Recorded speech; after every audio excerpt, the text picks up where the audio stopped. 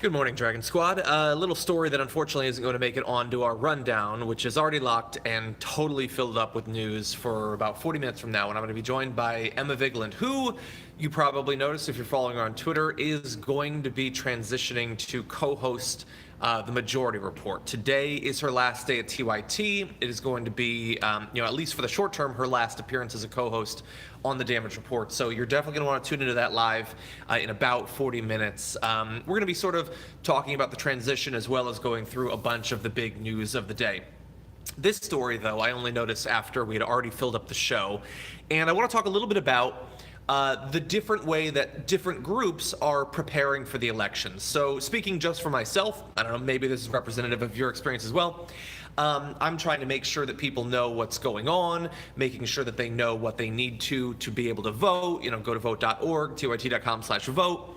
Make sure that they know in some states that, at this point, if you're going to, vote by mail and vote early, you probably don't want to mail it in. You probably want to hand it in because the USPS has been so purposefully, it's a legalized voting, sure, has been so purposefully destroyed at this point that you can't guarantee it's actually going to make it there by election day. And when you combine that with the purposeful voter suppression that Republican state level groups just got a big boost from the Supreme Court, you're going to want to make sure that you hand that in person, unfortunately. That's what I'm doing.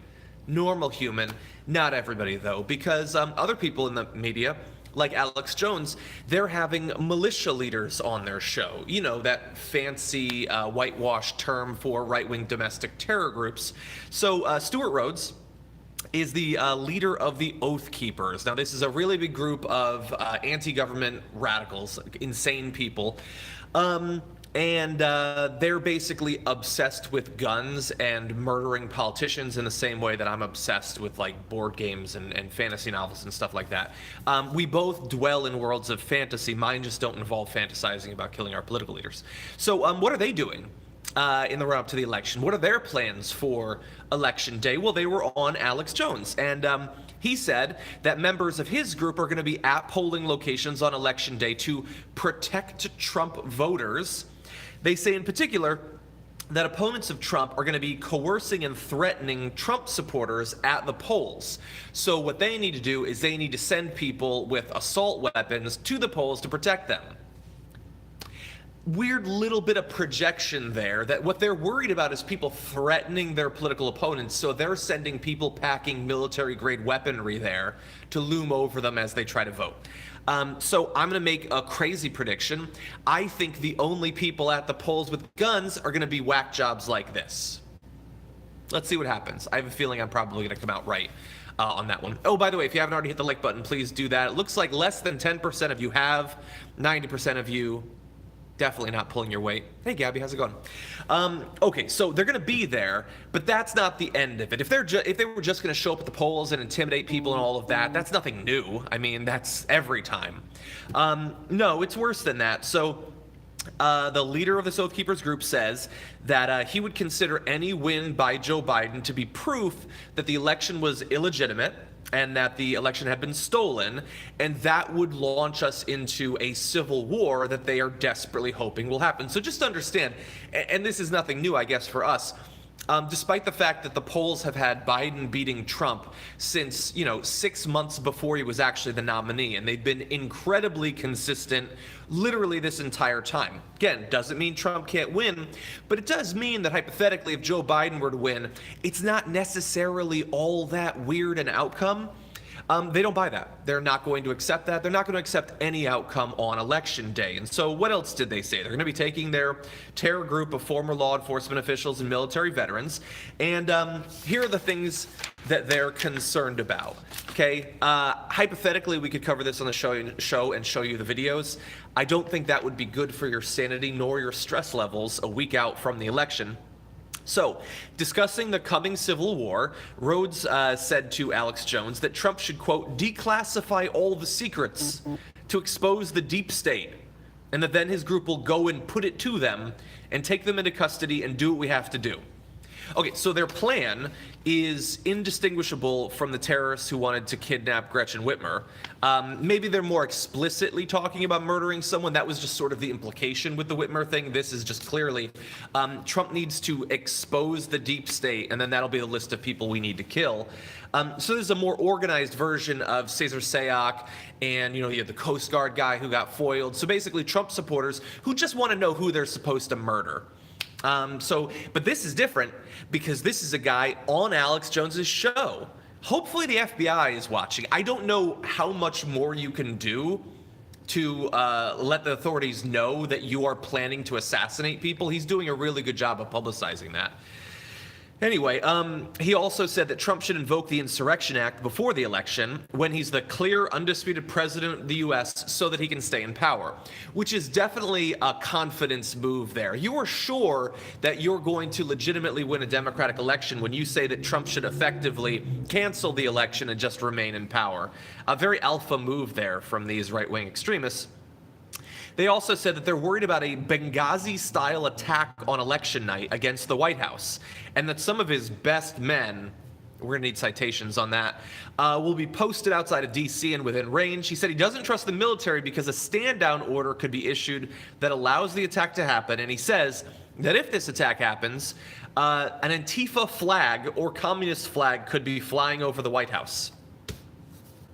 There's not going to be a Benghazi-style attack on the election. They're the only ones obsessed with these fantasies of running around in camo vests with assault rifles. That's it, honestly. And I get it. Everybody has a kink. I personally think that cosplay is pretty cool. I think that going to Ren fairs is pretty awesome. I don't imply that that makes me cool and tough. These guys do the exact same thing with guns instead of swords, and they for some reason think it's cool. I don't understand it. He said that 20,000 Antifa supporters could storm the White House, and the Secret Service would then run out of bullets. So to give you an idea of the sanity level of this person, in his theory, Biden is going to steal the election, and he's going to steal it so much that he'll win on election day, and despite that, tens of thousands of Antifa super soldiers are going to rush the White House. And even though all of the Secret Service and the military and all of that are going to be mowing down hundreds or thousands of people, it doesn't matter to these Antifa super soldiers. They're going to crawl over the piled up mountains of the dead, Battle of the Bastards style, to get to the White House. It's very World War Z. This is a sane person that thinks things like this. Jones responded to all of this, including they go on and on about what the founding fathers would do to terrorists and all this stuff. Jones asks him about the military rules of engagement. And the terrorist says, we're not just going to fight in the streets, we're going to take out their command and control also. Now understand that at another point in this interview, they implied that we're already at civil war because there's sitting politicians that side with the enemy. So they're not starting a civil war, guys. We're already at war. Why? Because there are politicians that disagree with him. And so when he talks about taking out their command and control, what the fuck do you think that's supposed to mean other than murdering Democratic politicians? And we know who they're obsessed with. AOC plus 3.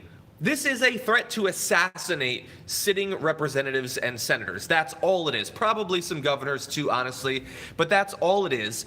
And Alex Jones just pretends that he's talking to some rational author or political candidate or something like that.